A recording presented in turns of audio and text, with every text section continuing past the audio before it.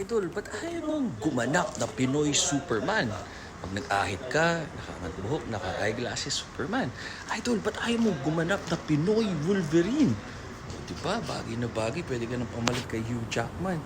Actually, hindi naman sa ayaw. Wala lang nag-o-offer. Hindi ko po ipoproduce yan kasi hindi ko po alam kung paano kikita. Business is business. Ba't ka nag-business? Nag-business ka para kumita. Kung nag-business ka para matalo, mali yung business mindset mo. 'Di ba? Kung charity yun, iba naman yun.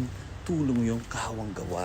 So, hindi naman sa ayaw natin bumalik sa showbiz. Idol, kailangan babalik sa showbiz. Anytime na tumawag sila kay Mrs. o sa akin, mag-message sila, na bibigyan nila ako ng magandang role at magandang bayad. Yung worth it.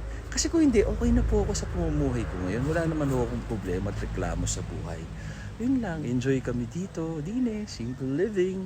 Diba? Hindi above sa standards namin. Yung sakto lang.